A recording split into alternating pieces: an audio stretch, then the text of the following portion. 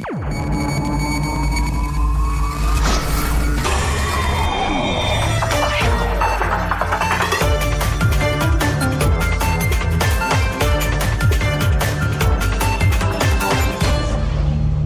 gouvernement de la rupture désire requalifier et aménager les abords du boulevard urbain de la Marina afin de faciliter l'accès des poids lourds vers le port de Cotonou. Le chantier a reçu mercredi la visite du directeur général des infrastructures, Jack Ayadi, satisfait du rendu.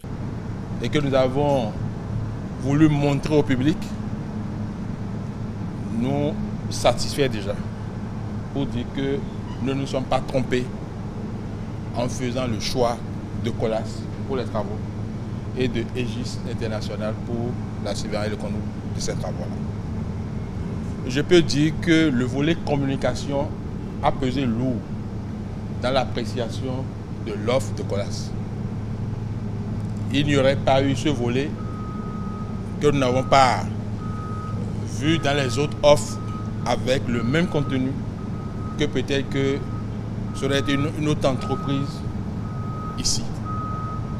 Franchement, je vous félicite. Surtout que pour le chef de l'État, il n'y a pas question que le 1er août 2020 ne soit pas célébré sur ce boulevard-là. Et je pense que Colas s'est engagé pour tenir le pari. Les signaux sont bons. Mais nous allons rester derrière pour que le résultat puisse être atteint. Félicitations à vous tous.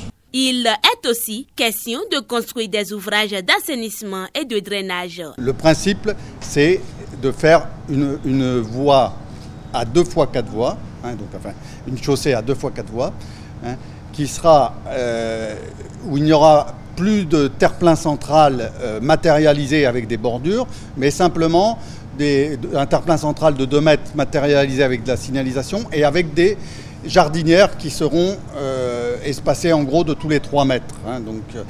Ces jardinières pourront être enlevées, notamment pour le défilé de la fête nationale du Bénin. Voilà. On a une épaisseur de chaussée qui varie entre 20 et 50 cm, suivant le trafic qui va être mis, puisqu'il y a vraiment 2 sections dans le boulevard. Il y a une section où c'est des véhicules légers et une section qui va jusqu'à l'entrée du port où c'est des véhicules lourds et même, voire très lourds.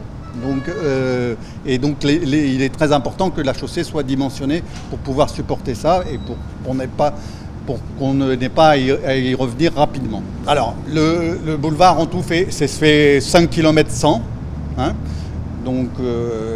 Et on a à peu près, en gros, la moitié en structure légère et la moitié en structure lourde. Colas et Aegis International s'activent pour finaliser les travaux au plus tard 6 juin 2020. Il faut rappeler qu'avant cette visite, le chef de l'État et ses ministres ont effectué une descente sur les chantiers pour constater l'évolution des travaux.